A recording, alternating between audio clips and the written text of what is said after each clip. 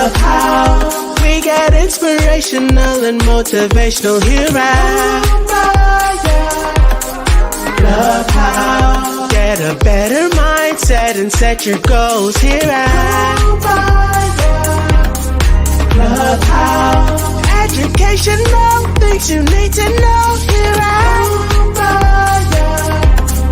Love how like credit, home buying, loans, and much more here at Love how the space for education, motivation, and inspiration. Love how the space for education, motivation, and inspiration. Love how.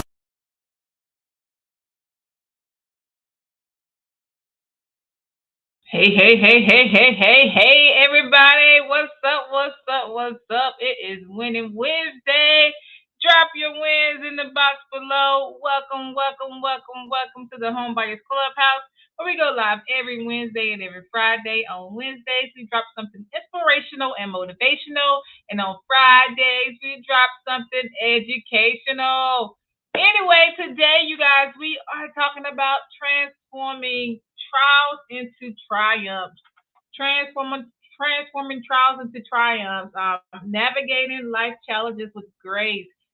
Oh my God, y'all. Today, I teared up so bad. I teared up just trying to prepare for this live. Yeah, this was a tough live for me, but let's get started. So today we're diving into a topic of overcoming challenges and embracing resilience. Sometimes life it throws stones, leaps, blocks, hurdles our way, but it's how we respond that defines us. So let's just dive in.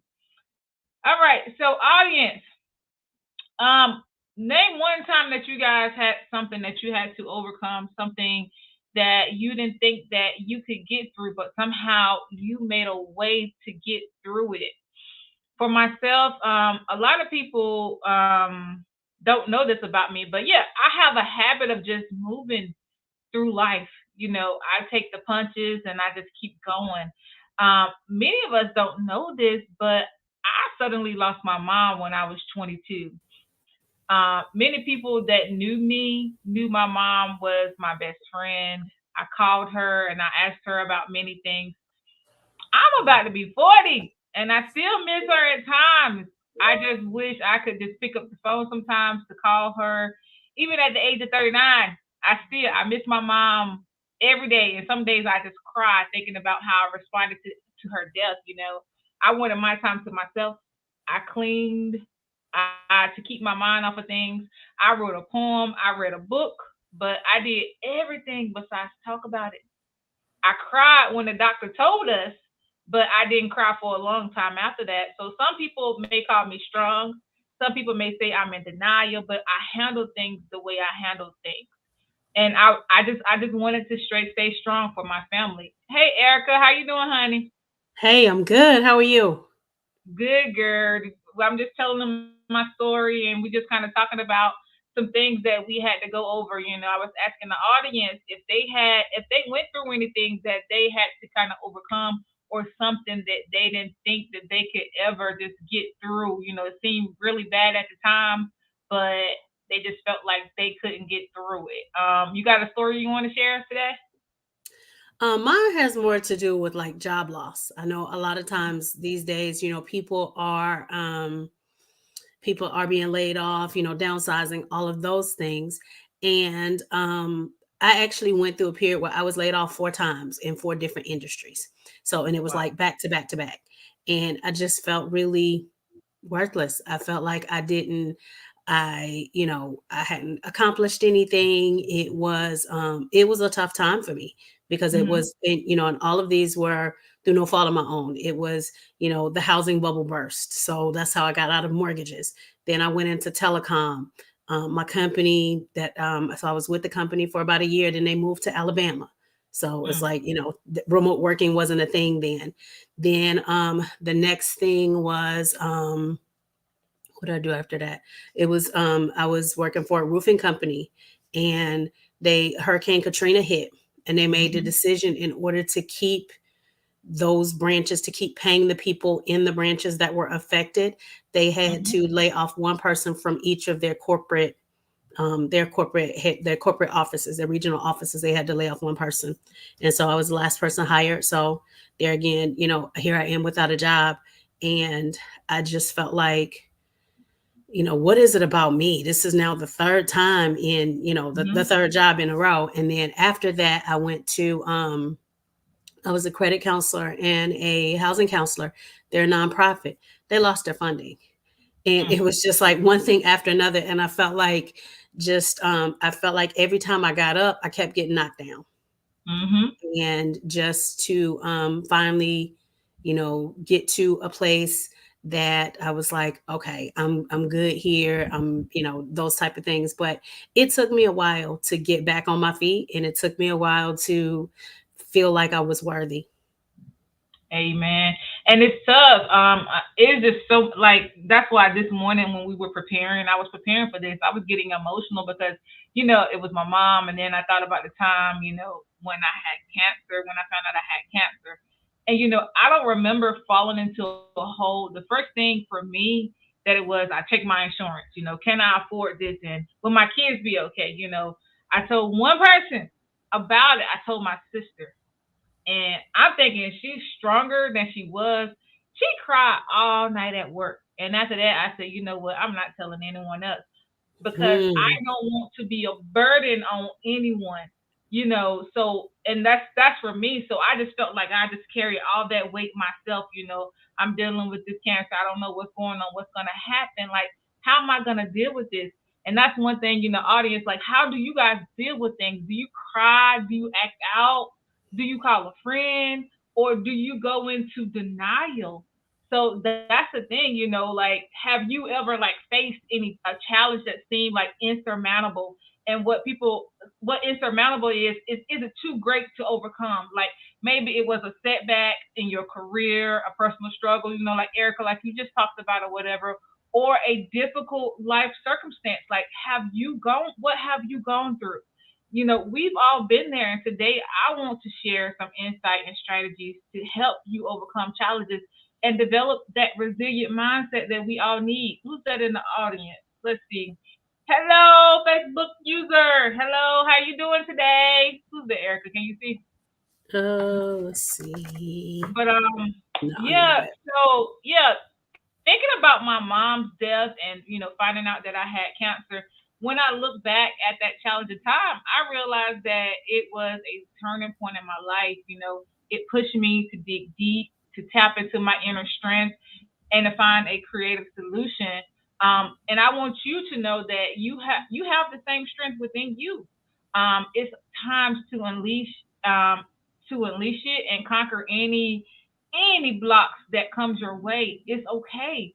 So this is why it's very important to have that mindset, because I could have allowed myself to get stuck in that hole, after finding out that I had cancer, or when my mom passed away, I could have got stuck into that hole of negativity, but I had to stay positive. I had to stay strong. When you lost your job, hey Della, when you lost your job or whatever, all your jobs, you could have got stuck in like, what, I'm just going to get on unemployment. I'm going to just whatever. Somebody's going to take care of me. I'm moving back home or whatever. You could have stayed there in that hole. But through it all, I had to stay strong, and I had to understand that life goes on. I remember like growing up, my mom, I was always under my mom. I sat at the foot of her bed and watched soap operas with her. As a kid, I was there. I never hung out. A lot of kids, they out hanging out with their friends. I was at home. I talked to my mom growing up as an adult, just asking many questions. And many times, I want to have that call, I want to call her, but I didn't get stuck in that hole. And I had to just move on and understand that, and follow my true purpose in life or whatever. Sometimes we got to ride that thing out called life. Life happens, things happen. And when I got cancer, the first thing that came to my mind was, I said, I'm going to die before 30.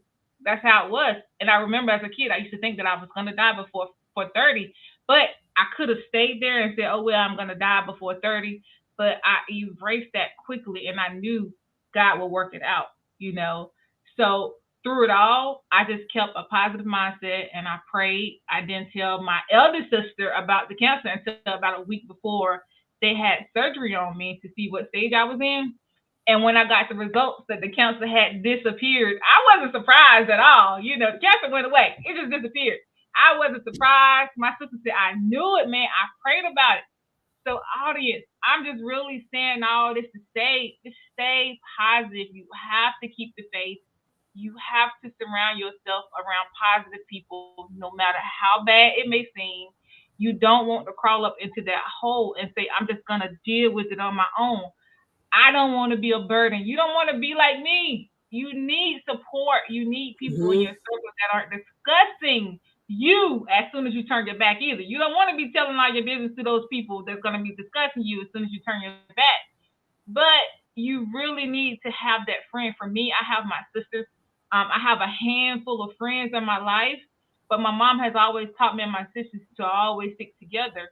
And we are successful, we're blessed, and we're covered because we're not in competition with each other. We're not in competition. We're not in competition with the other people. But prior to my mom passing away, I was selfish. I'm not gonna lie. I was one selfish person before my mom passed away. And now I have one of the biggest hearts because my mom death grew me closer to God, and I fall heavy on him when I'm not able to speak to others about my Mhm. problems. You know? So one key ingredient to overcoming challenges is maintaining a positive mindset, Erica. Like what did you do when you dealt with what you were dealing with? Um, I'll be honest to tell you that I went to go get some therapy. You So had that to was get one there. of the things that I had to do just because I felt like I was supposed to be at a certain place at a certain age.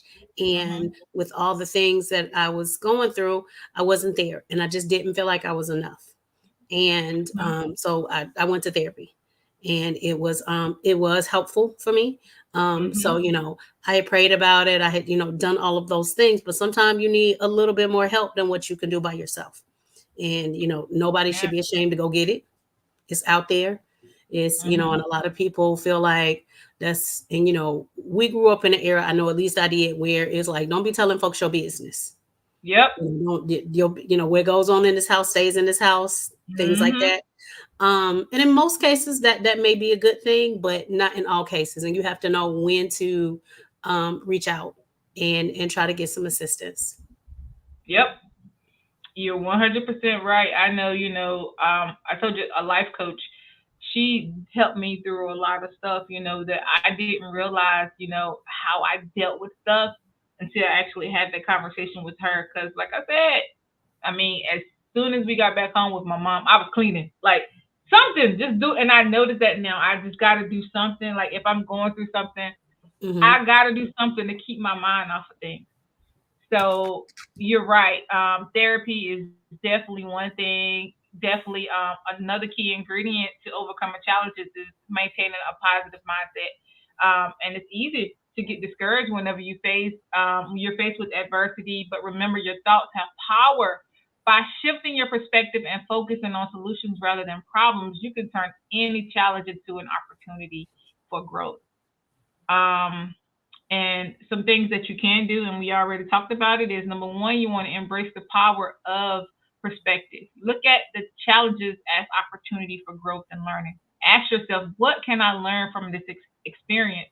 Number two is you want to break it down.